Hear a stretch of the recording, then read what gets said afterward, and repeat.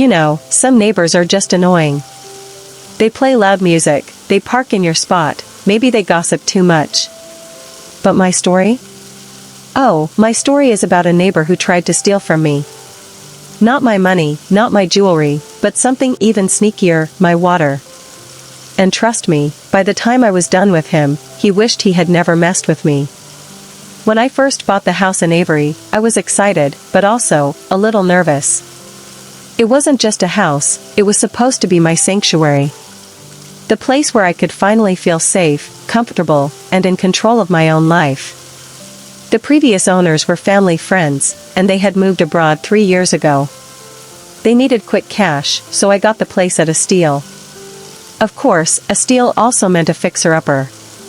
The kind of house where the walls still carried scars from half-finished renovations, where the front door was sealed not with a proper lock, but with a rusty padlock that looked like it had been holding on for dear life. And worst of all? No gate. Meaning anyone, yes, anyone, could just walk into my property like it was public land. The very first day I moved in, I learned what kind of neighborhood I'd stepped into. There was a bike. Not mine. Not anyone's I knew. Just sitting there in my garage, like it belonged. I remember standing there, suitcase still in one hand, my 3 dogs tugging at their leashes, staring at this rusty old bike as if it had paid the mortgage before me. I sighed, dragged it out, and dumped it onto the street. Later that day, I had a brand new gate installed. Strong, heavy, and lockable. By evening, my gate echoed with angry pounding. Some man, face red, fists hammering like he was auditioning for a drumming competition. I didn't answer. Instead, I peeked from the upstairs window. I saw him pacing, muttering, glaring at the bike now abandoned on the side of the road. For 15 whole minutes, he waited. Then, finally, with all the dramatic flair of a defeated villain, he wheeled the bike away. That was my first taste of Avery. And let's just say, it wasn't sweet. For a while, things seemed calm. Sure, a few cars blocked my gate here and there, people thinking this was still an abandoned house. But a bold no parking sign fixed that. I thought, maybe, just maybe, I could settle in. But then came last week. I was in the shower when I noticed something strange. The water pressure, usually strong enough to blast shampoo out of my hair in seconds, was suddenly weak. A thin, miserable trickle. At the same time, I heard a familiar humming sound. A motor. A water pump. And not mine. It was coming from next door. Now, let me paint a picture of my neighbor. Old man. Retired mechanic. Owned a 3-story house next door. He lived on the bottom floor, while the top 2 were rented out to tenants. He had been furious when he found out my friends had sold the house to me. He didn't want me there. He didn't want anyone there. He wanted control. My friends had warned me. He's bitter, they said. Always complaining, always angry. But I wasn't afraid. I'm 6 feet tall, and I have 3 dogs who don't take kindly to strangers. So when I heard that pump, and felt my shower weaken, something clicked in my mind. Coincidence? Maybe. But my gut screamed otherwise. When the pump finally switched off, I tested my taps. And like magic, the pressure returned. I didn't need Sherlock Holmes to tell me something fishy was going on. For a while, things seemed calm. Sure, a few cars blocked my gate here and there, people thinking this was still an abandoned house. But a bold no parking sign fixed that. I thought, maybe, just maybe, I could settle in. But then came last week. I was in the shower when I noticed something strange. The water pressure, usually strong enough to blast shampoo out of my hair in seconds, was suddenly weak. A thin, miserable trickle. At the same time, I heard a familiar humming sound. A motor. A water pump. And not mine. It was coming from next door. Now, let me paint a picture of my neighbor. Old man. Retired mechanic. Owned a 3-story house next door. He lived on the bottom floor, while the top two were rented out to tenants. He had been furious when he found out my friends had sold the house to me. He didn't want me there. He didn't want anyone there. He wanted control. My friends had warned me. He's bitter, they said. Always complaining, always angry. But I wasn't afraid. I'm 6 feet tall, and I have 3 dogs who don't take kindly to strangers. So when I heard that pump, and felt my shower weaken, something clicked in my mind. Coincidence? Maybe. But my gut screamed otherwise. When the pump finally switched off, I tested my taps. And like magic, the pressure returned. I didn't need Sherlock Holmes to tell me something fishy was going on. Monday night. I waited. Through my open window, I heard it again. Hum. His water pump. Grinding away, sucking water, my water, into his tanks. I slipped outside, dogs quietly watching me, tail wags slowed by the tension in the air. I reached for my main water valve. With one smooth motion, I turned it off. The effect was instant. His pump, starving of supply, kept running. And running. And running. Now, here's the thing about pumps. They aren't meant to run dry. Without water, they keep sucking, overheating, straining. And if the wiring isn't modern? Well, let's just say sparks fly. I went back inside, heart pounding, and waited. By 3 a.m., chaos. Voices carried through the night. His tenants, shouting, confused. Why do we have no water? Why's the power out too? Turns out, his ancient 90s wiring couldn't handle the stress. His pump had fried the circuits, killing both water and electricity for the whole house. And in my country? That's a big deal. Power and water aren't just utilities. They're essentials. Cutting them, even by accident, makes a landlord legally responsible. The tenants were furious. By sunrise, one had already packed their bags. The other filed a complaint with the police. The old man had no choice. He had to pay fines. Refund deposits. And because he couldn't fix the wiring and plumbing immediately, he couldn't rent the units again anytime soon. Just like that, his only source of income vanished. When he finally confronted me, it was almost funny. He shuffled up to my gate, face pale, trying to act casual. Did you, turn off your water last night? I tilted my head, feigning confusion. Oh, yes. My tank had a leak. I shut it off until the plumber could come.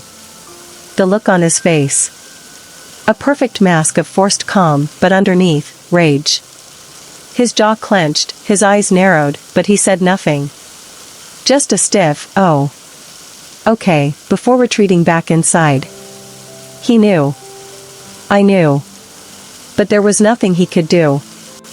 Within a week, he was gone. Moved in with his daughter, broke, humiliated, and powerless. All because he thought he could steal from me. And the best part?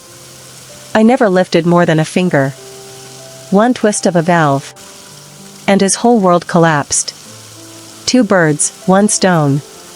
Collision, and that, my friends, is how I burned my thieving neighbor's life to the ground without breaking a single law. I remember lying in bed that night, my dogs curled at my feet, the ceiling fan humming faintly above me. The silence of the street outside was broken only by the occasional bark of a stray and the distant hum of a motorcycle speeding by. Then, like clockwork, I heard it. That unmistakable whir of the neighbor's pump kicking to life. Only this time, it was followed by something else.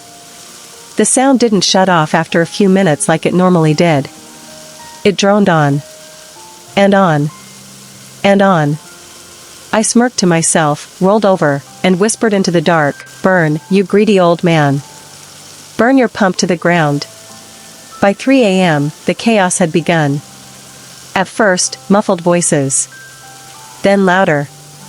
Tenants upstairs arguing, doors slamming. A woman's voice rang out, shrill and sharp. "Why do we have no power? Why do we have no water? Her husband barked back. You said it would be fixed last week. I can't even shower before work tomorrow. The shouting escalated until it became a full-blown argument that spilled out into the courtyard. I peeked through my window, watching the scene unfold like a late-night drama made just for me. The old miser, my dear neighbor, stood there in his crumpled kurta, scratching his balding head, stammering excuses. He looked small, frail, utterly cornered by the furious tenants. I could almost taste the bitterness of his panic in the air. Morning came and the house next door looked like a battlefield. No laughter, no clatter of dishes, just grim silence. One of the tenants, a young man in his 20s, stormed out with a suitcase and a furious glare. I caught fragments of his curses as he dragged his luggage to the curb. Pay rent on time, he says. But no power, no water? You're a fraud, old man. He slammed the car door so hard that even my gate rattled. I leaned against my balcony, sipping my tea, and whispered under my breath, that's one down. By noon, the second tenant had enough too. She stood in the courtyard, hands on her hips, her 2 kids clinging to her legs, shouting loud enough for the whole street to hear. This is illegal. Do you understand? My children can't even flush the toilet. I'm filing a police complaint. Her voice cracked with rage, and for the first time, I saw the old man's mask slip. His shoulders sagged. His lips trembled. He muttered something I couldn't hear, then shuffled back inside, defeated. The police came 2 days later. 2 officers in khaki uniforms stood outside his gate, their presence sharp and unforgiving. I didn't need to hear the words, I could see it in the way his head hung low as they wrote out the fine. His lips moved in desperate pleas, but the officers' faces were stone. When one of the officers slapped a paper onto his chest, I nearly burst out laughing. That was the official fine, $500. A fortune for a retired mechanic in this country. I leaned casually against my window frame, pretending to water my plants, but really savoring every second of his humiliation. This wasn't just about money anymore. This was about justice. But karma wasn't done with him yet. By the end of the week, both tenants had moved out completely. Their flats stood empty, lifeless. His only source of income, gone overnight. I watched him shuffle between his courtyard and the street, calling relatives on his old, battered phone. His voice carried through the still air. Desperation. Panic. Begging for help. I just need a loan. Just a little. I'll pay it back. No one came. One evening, he appeared at my gate. His eyes were bloodshot, his lips cracked, and his voice, barely a whisper. Did you turn off your water supply that night? I tilted my head, feigning innocence. Oh, that? Yeah. My plumber found a leak, so I shut it off until morning. Just routine maintenance. He froze. For a moment, I swear I saw raw fury flicker in his eyes. But then he swallowed it, forced a tight smile, and nodded. Oh. I see. And with that, he turned and walked back into his crumbling little empire of failure. I stood there at the gate long after he left, grinning ear to ear. Because I knew. He knew. We both knew. But he couldn't do a damn thing about it. The final nail came a few days later. A small moving truck pulled up in front of his house. I watched as he loaded a sad collection of belongings, a few chairs, an old mattress, a dented trunk. No tenants to pay him rent, no money to fix the wiring, no funds to repair the burnt-out pump. By Sunday afternoon, he was gone, off to live with his daughter, forced out of the house he once guarded so jealously. I stood at my gate, arms crossed, 3 dogs at my side, and whispered one last farewell. Good riddance, old man. May you remember the day you tried to steal from me, and how I burned your life down without lifting a finger. The morning after the old man moved out, the street felt different. Quieter. Lighter. Like someone had cracked open a window in a musty room and let the sun stroll in without knocking. Even the air smelled cleaner, less diesel, less damp concrete, more wet earth and hibiscus. My dogs noticed it too. They padded to the gate and sniffed at the emptiness next door, as if they could sense the vacancy the way I could taste triumph. I brewed chai the way my mother did, crushed cardamom pods, a bruised stick of cinnamon, 2 fat wedges of ginger, and carried my mug to the balcony. I watched the old man's house, now a hollow shell of its former arrogance. A sagging clothesline hung like a defeated smile. The upstairs balcony door swung open and shut in a lazy, uneven rhythm, as if the house itself sighed and said, finally. Relief. My phone buzzed. Ritu, the florist 2 houses down, had entered the chat with her usual dramatic flair. Ritu, Madam Detective. Finally free? Or shall we call you Karma Devi from today? I snorted into my cup and typed back. Me, please. I'm a good girl. I only turned a tap. Ritu, that tap uprooted a dynasty. Me, dynasty? He had 2 tenants and a broken pump. Ritu, you know how many rent houses survive on 2 tenants?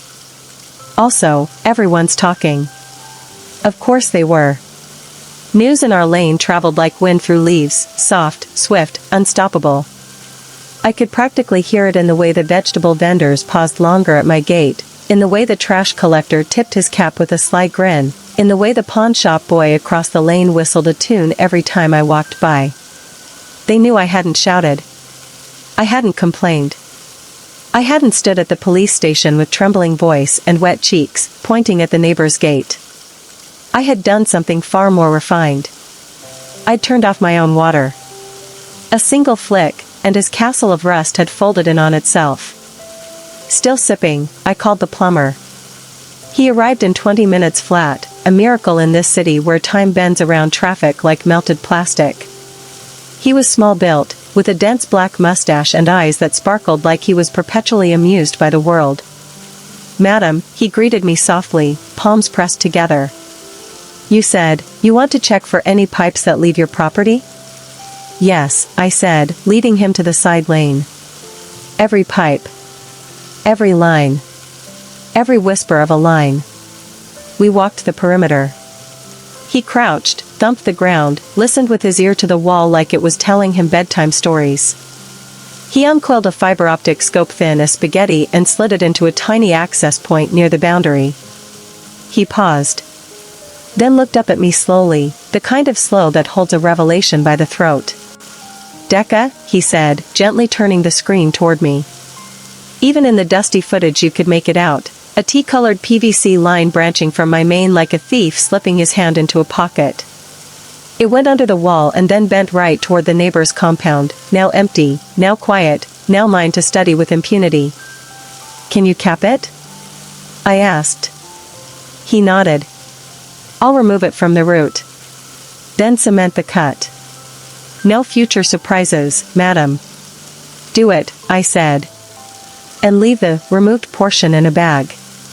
I like trophies. He chuckled, then added conspiratorially, you know this is very common? Old houses. No one checking. People think water is not real money, so they steal it freely. Water is money, I said, voice flat. And principle. Wha? He grinned, got to work. By noon he had uprooted the parasite line. He showed me the cross-section. Ugly, muddy, hack-job plumbing. My water had fed his life for 3 years like a ghost servant with no name. He sealed the opening, smoothed the cement, polished the valve box like he wanted it to wink for the camera. Done, madam. I held the bag like it was evidence in a criminal case. In a way, it was. The rope by which he had pulled buckets out of my well without ever leaving his porch. Tea? I offered. Later, he said, hands already wiping sweat. But madam, he hesitated. Next door. That wiring, it was a fire waiting to happen. Pump line too thin. Fuses wrong type. If he had upgraded even little, maybe your tap trick would not destroy everything. I smiled. If he had upgraded even a little, he wouldn't have stolen water in the first place. The plumber nodded, a half-sad, half-satisfied expression. That is also true. He left, and I locked the gate behind him, listening to the metallic note echo down the lane. I took the bag inside and placed it on my dining table. I pulled out the severed segment of pipe and laid it down, its severed ends oozing fine grit. It looked so ordinary. Ugly beige plastic speckled with time. And yet it held a story, the shape of his theft drawn in its curve. I snapped a picture. Something about keeping a record felt right. Not to brag, nor to send neighbors.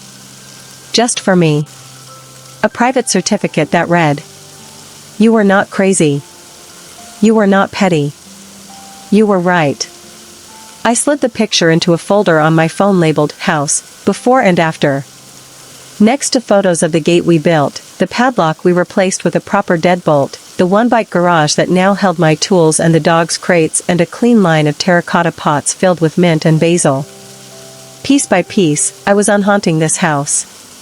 The afternoon stretched, lazy and bright. The pawn shop boy, Imran, wandered over with a bottle of cola as tribute. "Dee, I heard Uncle moved," he said, eyes sparkling with the contagious joy of gossip.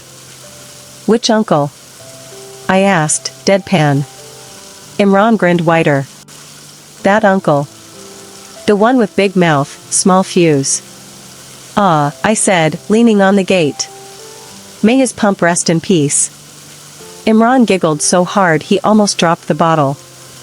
Then he licked his lips and said, "You know what he said before leaving?" He stood with his suitcase, looked at our shop and muttered, "People in this lane are snakes. One woman turned off her water and ruined my life." "Did he, now?" "Yes, Dee," Imran said solemnly, then burst out laughing. As if his life was taped together with a pump. "Maybe," I said, eyes narrowing in the warm sun, "his life was taped together with other people's patience. And then one day, the tape melts." Imran looked at me with the kind of awe that only teenagers reserve for people who do exactly what they wish they had courage to do. "Dee, will you come to my mother's stall tomorrow? She makes the best samosas." "Bring 2 to my gate tonight," I said, smiling. "Extra chutney." He saluted. Done. That evening, the lane quietly crowded around me like moths around warm glass. Auntie from across the way just happened to be watering her peacock blue bougainvillea when I stepped out with the dogs. Ritu just happened to pass by with a bundle of marigolds and didn't blink when I raised a brow at her sorry, perfectly pressed, perfectly extra, perfectly Ritu. "Madam Karma," she said, offering me a flower like a medal. "For services to the neighborhood." "I didn't do anything," I said, but took the marigold anyway and tucked it into the grill. "Exactly," she said, eyes gleaming. "It's always the ones who don't shout." The conversation drifted the way neighborhood talks do, from pumps to power to streetlights to why the municipal office never answers the phone after 2 p.m. to which school has the better principal this year. We were a village again for a few minutes, women with their hair pinned up, kids peeking from behind cacti, dogs sprawled like melted chocolate on the cool stone, and the whisper of relief moving like a breeze under everything we said. Because even the gossip had a heartbeat. The bully was gone. 2 days later, the old man returned briefly. He stood at his empty gate like a visitor to a museum dedicated to his own failure. He scanned the balcony, the door, the cracked tiles with that searching look of someone who wanted to find one object he could blame for every bad decision he'd made. I watched from my window, not hiding, not greeting. Simply present. He spotted me.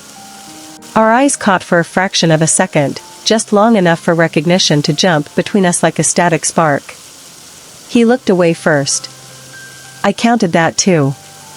He went inside and came back out with a rickety chair. He placed it on the curb and sat, elbows on knees, staring at the ground like it owed him money. A little while later, a taxi rolled up. A woman in her 40s stepped out, his daughter, I guessed. She did not hug him. Did not touch him. She beckoned him like you beckon a patient who refuses to sit still for the dressing change. They stood at the gate and argued in low, furious tones. His arms flailed toward the house, her finger stabbed the air. I caught one sentence carried on a helpful breeze. "Baba, why didn't you just ask for help instead of stealing?" That did it. He turned his back on her and kicked the chair so hard it collapsed. Her silence afterward wasn't afraid. It was exhausted. Then she noticed me. Her eyes slid up the line of our wall to the cut where the plumber had sealed the parasitic pipe. She saw the fresh cement. The neatness of it. The finality. She looked at me again, not hostile, not grateful. Curious. I lifted my chin slightly. She returned the gesture. A conversation happened there without words. I know what he did. I know too. I didn't lie to you about it. I know that, as well. He's your father. He is. And he is also a man who did this. I don't want to fight with you.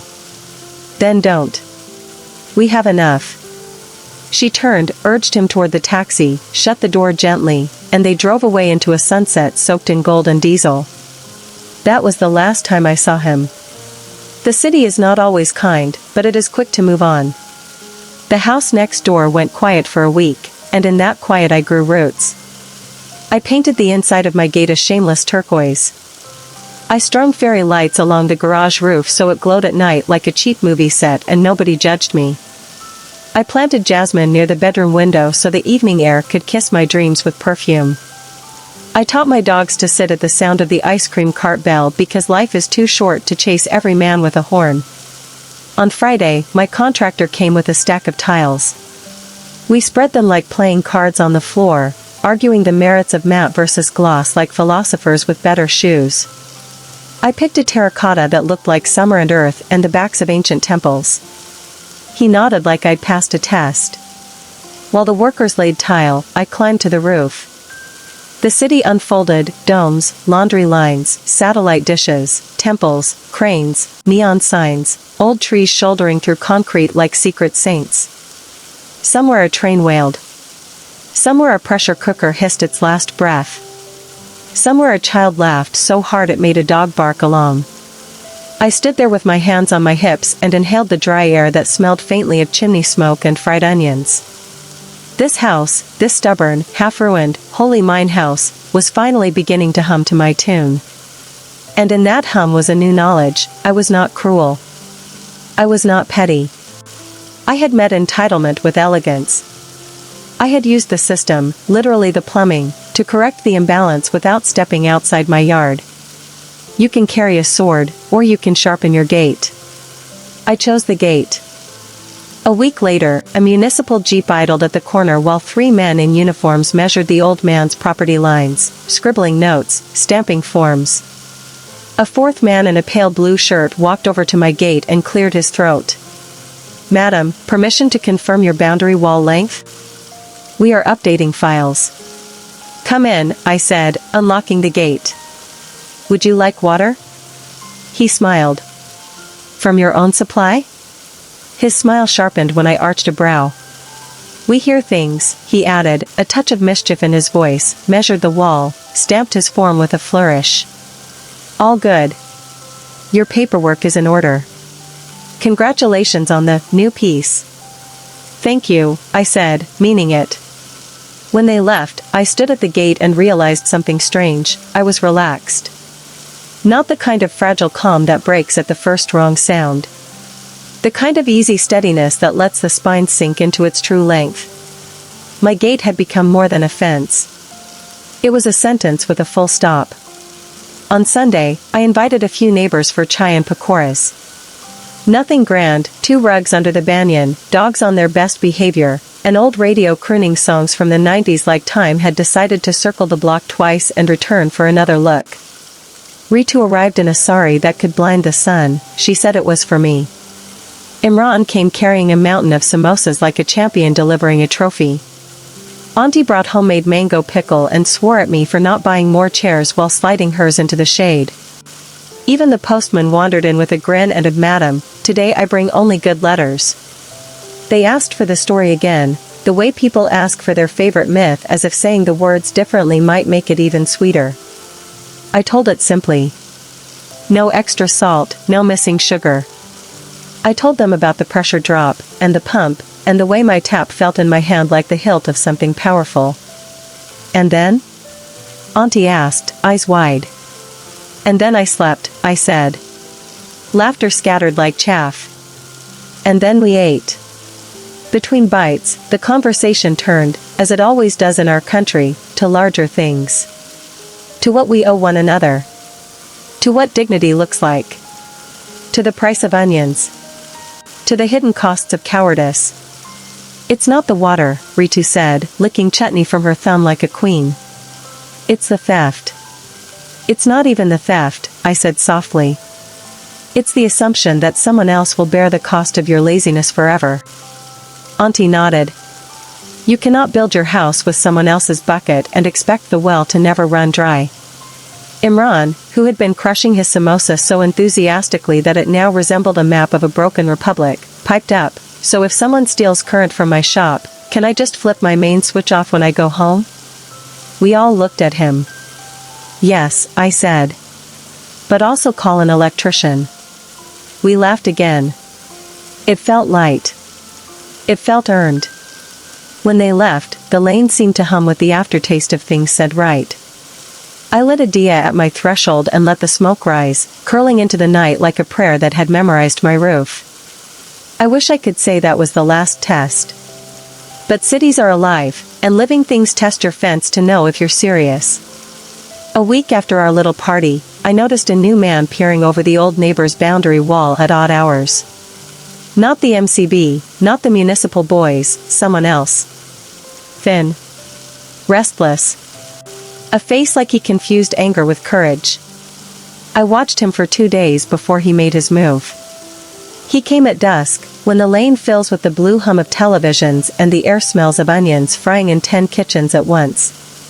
He hopped the low sidewall into the empty plot and walked to the old pump housing, staring at it like a grave with no headstone. Then he turned, and saw me on my balcony. We looked at each other like cowboys at noon. Private property, I called, voice even. He sneered. Whose? Not yours.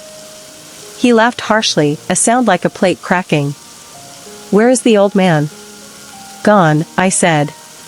Along with his discounts. The man walked backward, still facing me, still smiling that dry smile. He pointed at the pump housing. You don't need to worry. I'm the friend who fixes. This lane doesn't need friends who fix, I said. It needs owners who maintain. He looked confused for a moment, then his face curdled. He spat to the side, hopped the wall, and disappeared down the lane. I called the number I had written on a post-it and stuck to my fridge, the local beat cop who had left his card the day the fines were handed out. Madam, he answered warmly. All okay? Better than ever, I said. But I saw a stray rat nosing around the abandoned pantry. He understood. We will set a trap. Within an hour, a patrol bike idled by the corner. 2 officers stood at the old man's gate, hands on hips, doing nothing dramatic, just existing with authority. Sometimes, that is all it takes. I watched the friend who fixes return, see the cops, pivot, and walk away at a speed 1 notch below running. I exhaled, a long breath I hadn't realized I'd been saving for emergencies. I made a decision that night, I would not allow the vacuum next door to suck in trouble. Emptiness invites opportunists. I wanted a neighbor, not a haunted box. I called a broker in the morning, the one who had found my gate installer in a single phone call and negotiated like he was charging me by the breath. Can you find the daughter? I asked. Let me help her rent this place properly. Or sell it. Quietly. Legally. He chuckled. Madam, are you sure? Yes, I said. I prefer empowered neighbors to entitled squatters. He found her. Of course he did. Our city is a village wearing skyscraper shoes. She came to my gate 2 days later with a folder of papers and a face that had slept badly. She wore a simple cotton kurta and no jewelry. Her hands trembled just slightly, the way hands do when they are tired of signing their names on forms that have more notwithstanding clauses than answers. Thank you, she said, standing under my nameplate. 4. Not making it worse. I wasn't trying to make it worse, I said. I was trying to make it clear. She nodded. Clear helps. My father does not speak that language. We sat at my dining table. I made tea. She slid the documents across to me, ownership papers, an old blueprint, a municipal tax receipt so yellow it looked like someone had attempted to toast it. Everything was in order. She was the legal heir. The debts were small enough to fix if the house could breathe money again. We called the broker on speaker. He spoke too fast, as always. He promised too much, as always. But he delivered, as always. Within 3 weeks, we had a respectable family looking at the ground floor, a schoolteacher and her husband from the bus depot office, with a little girl who wore pigtails so tight they made her eyes shine. They wanted to rent only if the wiring could be fixed and the pump upgraded, non-negotiable. I stared at the pump housing through the window and suppressed a smile. Non-negotiable, I repeated. Good. The daughter swallowed. The cost would pinch.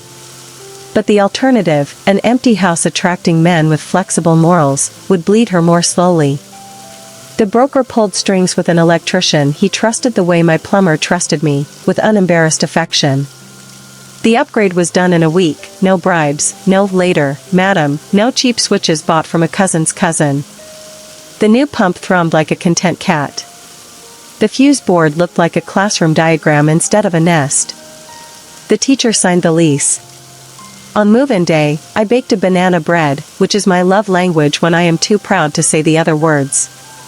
The little girl, Mira, stood at the threshold with thick eyebrows and a serious expression, clutching a stuffed rabbit with one missing ear. She looked at my dogs like a general surveying officers for promotion. Then she pointed at the largest one and declared, "That one is mine." "Temporary loan only," I said. "Terms strict. Belly rubs compulsory." She nodded gravely and held out her small palm. My giant doofus rolled belly up like a bureaucrat bribed with ladoos. The teacher came to my gate that evening, hair loose, eyes soft with relief. "Thank you, madam," she said, both hands around the banana bread like it was a warm animal. "We had 3 houses refuse us because they said children make noise." "Noise is proof of life," I said. "Let it be music." She smiled. "You are different. Just thirsty for good neighbors." We laughed. It was an easy sound. The kind that pledges future recipes and borrowed sari pins and shared umbrellas in sudden rain. Sometimes revenge is a spark. Sometimes it's a blueprint. Turning off my water had set a fuse. But sealing my boundary, repairing my lines, helping the right family move next door, that was rebuilding the street with my hands. I wish my father could have seen it. He used to say, "Daughter, don't aim to win the argument. Aim to fix the room." I had fixed the room. I had fixed the plumbing. I had fixed the supply of decency, at least for this cluster of roofs. And still, life, with its taste for irony, had another scene queued up. One late afternoon, as the winter light went honey-thick and the city's sound dimmed to a content murmur, I heard my name at the gate. Not Madam. Not Dee Dee. My actual name. I stepped out. The old man's daughter stood there again, sari tucked for walking, hair plaited tight, a folder under her arm. Her expression was different. Lighter around the mouth. Healed around the eyes.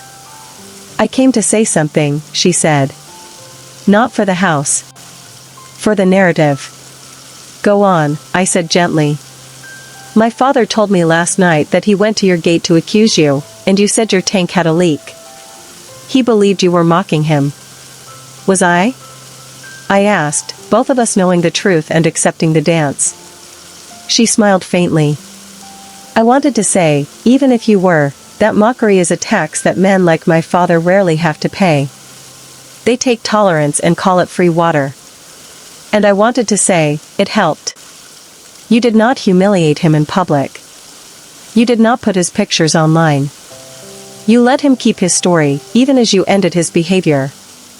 I leaned against the gatepost, feeling a long fatigue leave my bones like dust leaving a carpet in a good beating. People think revenge is shouting, I said. But the best revenge is editing. She laughed, a surprised, delighted sound, like a new door opening in a room she thought she knew. I will remember that, she said, and then she did something completely unexpected. She touched my feet lightly, more a gesture than contact, a bow from the waist, and murmured, Shukriya. I reached forward and lifted her shoulders gently. We did this together, I said. We made it right. She blinked away the wet in her eyes, nodded, and left as the evening call to prayer threaded through the neighborhood like a silver wire. I stood there as the sound faded and the street settled into itself. The dogs wandered out, flopped dramatically. A kite snagged itself on a power line and fluttered like a flag for a lost republic. The air smelled of mustard oil and night-blooming jasmine and a hint of the river if you tilted your head just so. I whispered to the house, because I talk to houses, and they talk back if you listen patiently, we're safe now. The house hummed. Not loud. Not fancy. Just a content hum like a woman with her hair oiled and combed back, sitting on her veranda with her feet up. Safe now. But not asleep. Because a street cannot sleep. It must remain slightly awake, like an elder who appears to nap but hears every footstep. It learns who belongs by the rhythm of arrival, who plans harm by the angle of their gaze, who needs help by the way their bag hangs from their shoulder. I walked my lane that night with the quiet authority of someone who has watered her plants, paid her bills, upgraded her locks, and refused to be bullied into silence or chaos. Neighbors waved. Children shouted my dog's nicknames. The pawn shop boy whistled a tune I'm sure he wrote on the spot called The Lady Who Turns Off Taps. I bowed. I will take my crown where I can. A month later, the house next door glowed. Mira's school bag dangled from a hook like a bright drum. The teacher's husband installed a tiny wind chime that tinkled a soft, respectful music at the slightest breeze. The new pump hummed exactly when it should and rested when it shouldn't. The lights burned with the warm confidence of wiring that would not betray the family at midnight. Across our thin wall, the city kept on. Someone argued about cricket scores. Someone burned the Dow. Someone sang badly and happily. Someone learned to ride a bicycle in the quiet hour before dawn and fell only twice and both times got up laughing. And I, absurdly, found myself grateful to the old man. Grateful for the test. Grateful for the reminder that your boundary line is not a place of aggression but a place of clarity. Grateful that when faced with a theft small enough to shrug at and big enough to erode my dignity grain by grain, I chose to answer with precision. I turned off my water. I turned on my spine. I did not destroy a man. I destroyed an arrangement that depended on my silence. And then I built something in its place. If you're still listening, and I hope you are, tuck this away for the day someone decides that your kindness is an endless well with no bill attached. You don't have to scream. You don't have to perform. You don't have to become the villain in someone else's gossip. You can study the system. Find the valve. Hold it gently. And then, when the pump of entitlement whirs to life, close your hand. Quietly. Cleanly. Completely. And when the night erupts with consequences you did not have to deliver yourself, make tea. Stand at your gate. Breathe. Let the city learn your name the way a river learns the shape of a rock it cannot move. Because sometimes, the sweetest revenge is a simple truth written in the language of infrastructure. My house. My water. My rules. And God help the man who mistakes that for permission. When I woke up the next morning, the neighborhood still felt unsettled. There was a strange hush in the air, the kind that comes after a storm when everyone's pretending life is normal, even though they're still gossiping in whispers behind closed doors. I poured myself a cup of coffee, leaned against my window, and glanced at the old man's house. The shutters on the second and third floors were drawn tight. His tenants had already left in a huff, suitcases dragged down the lane at dawn, curses flung into the humid morning air, promises that they would never rent in this cursed street again. I didn't blame them. If I'd been living without water and power for days, paying rent to a landlord who couldn't be bothered to fix a single wire, I'd have stormed out too.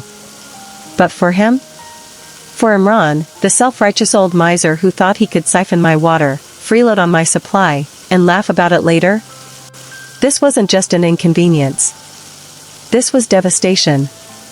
His house stood gutted now, 2 floors empty, deposits refunded, fines slapped by the police, and wiring fried to the core. His pride, the little rental income he clung to as proof of his status, had crumbled overnight. I should have felt sorry for him. But I didn't. Not for a second. I stirred sugar into my coffee, listening to the steady scrape of the spoon against porcelain, and smiled to myself. He had brought this on his own head. No court, no screaming match, no neighborhood drama. Just a quiet flick of my wrist, a tap turned, and his whole little empire collapsed. But destiny, it seemed, wasn't finished with him yet. That very evening, as I was taking my dogs for a walk, a new figure appeared in the lane. A woman in her late 40s, slim but sharp-faced, her sari tightly pleated, her eyes scanning everything with hawk-like suspicion. She stood outside Imran's gate, arms crossed, her mouth moving fast and furious as she scolded him. Her voice carried across the street like a whip. "You useless old man. First you lose your tenants, now the police are at your door? What shame you brought on this family." Imran kept nodding, hunched like a scolded child, mumbling apologies. That was my first introduction to his daughter, Mira. And let me tell you, if Imran was poison, Mira was acid. From the very next day, she began marching around the lane like she owned it. She'd bark at vendors, glare at rickshaw drivers, scold children playing cricket too close to her gate. And of course, her favorite pastime was staring directly at my house, muttering under her breath about outsiders buying family homes and young women with no respect. It was laughable. She had inherited her father's arrogance but none of his cunning. Where Imran was sneaky, Mira was loud. Where he tried to steal quietly, she tried to intimidate openly. And unfortunately for her, I don't intimidate easily. One afternoon, as I was unloading groceries from my car, she marched right up to my gate. No greeting, no introduction, just straight venom. "You," she snapped, her finger jabbing the air like a weapon. "This mess is your fault. My father was fine until you came here. Now look, no tenants, no income, no dignity. You should have left that house abandoned instead of interfering." I set down the grocery bag slowly, deliberately, and looked her straight in the eye. My dogs sat behind the gate, their ears perked, silent but watchful. "Funny," I said calmly. "I thought your father lost his dignity when he crawled into my property and started stealing water like a rat." Her face turned red, her mouth opening and closing like a fish gasping for air. For a moment, she had no comeback. Then she hissed, "Watch yourself.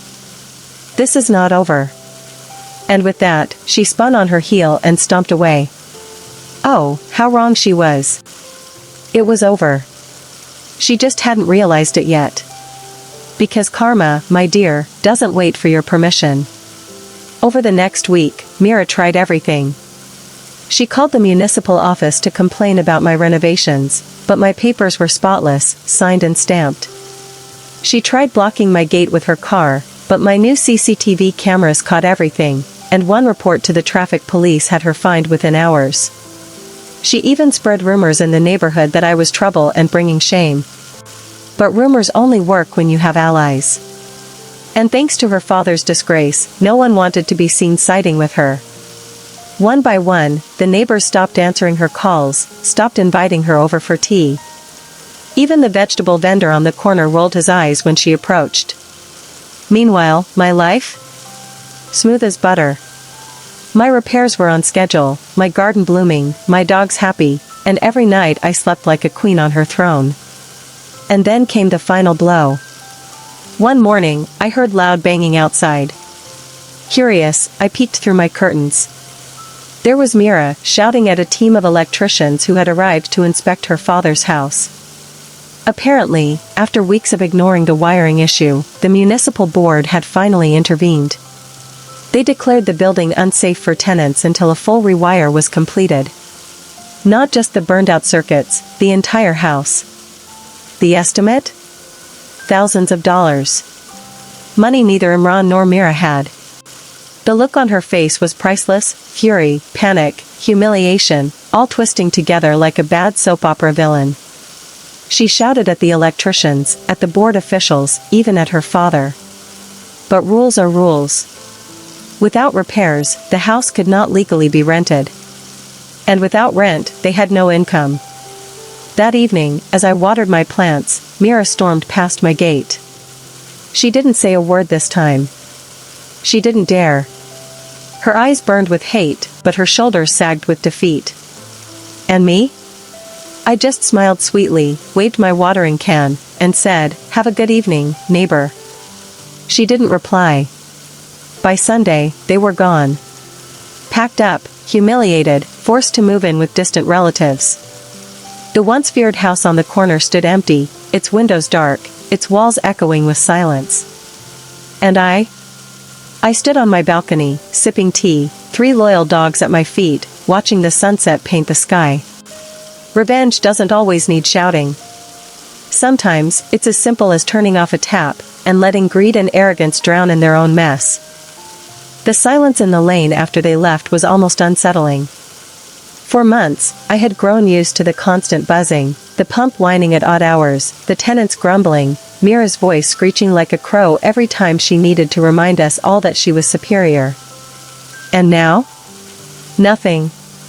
Just the chirping of sparrows, the low growl of my dog stretching in the afternoon sun, and the occasional hum of my own water pump, running smoothly, properly, legally. It was bliss. But here's the thing about people like Imran and Mira, they don't go down with grace. They don't accept their mistakes. They don't repent. No. They sulk, they plot, and they look for someone to blame. So, of course, I wasn't surprised when, a week later, a random man showed up at my gate, claiming to be a relative of theirs. His eyes were shifty, his tone smug. He leaned against my gate like he owned it and said, "You think you're smart, don't you? You ruined an old man. But you better watch out. People talk in this city. You won't last here." I looked him dead in the eye and laughed. "You must be new," I said sweetly. "Because if you knew me at all, you'd know I don't scare easy.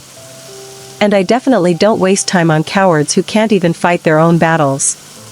Then I called my dogs. 3 sharp barks, 3 sets of teeth flashing through the bars of the gate. The man's smugness drained instantly, replaced with the pale look of someone who had just realized he was outnumbered and outmatched. He muttered something about just giving advice and bolted down the street. That was the last I ever saw of him. The neighborhood, meanwhile, transformed. Without Imran's miserly grip and Mira's constant interference, people finally relaxed. Children played cricket again. Neighbors shared tea in the evenings without glancing nervously at their windows. Even the shopkeepers smiled more, their voices lighter without the shadow of unnecessary complaints. And me? I blossomed in my new home. I fixed the leaks, polished the walls, built a little garden that became the pride of the street. My dogs roamed happily, no longer barking at intruders trying to sneak into the yard. And with each passing day, the whispers about the new woman in the old house turned from suspicion to admiration. But the true satisfaction? That came months later. One of my neighbors, a kind woman who ran a tailor shop, leaned over the fence one evening and said, "Did you hear? Imran's daughter is working double shifts now. They're drowning in debt. Nobody will rent to them, nobody will hire them. They can't escape their own name." I pretended to be shocked, murmured something polite. But inside? Oh, inside I was glowing. Because that, right there, was karma. Swift, merciless, poetic. They had tried to make me the outsider, the villain in their story. They had tried to humiliate me, steal from me, intimidate me. And yet here I stood, thriving. While they had written their own downfall, line by line, with greed and arrogance as their ink. Sometimes revenge isn't a firework. Sometimes it isn't loud or bloody. Sometimes, it's a quiet triumph, sipping tea on your balcony, listening to the world carry on, knowing the villains have been exiled from their own stage. And as the sun dipped below the rooftops that night, I whispered to myself. One flick of a tap, and justice was served.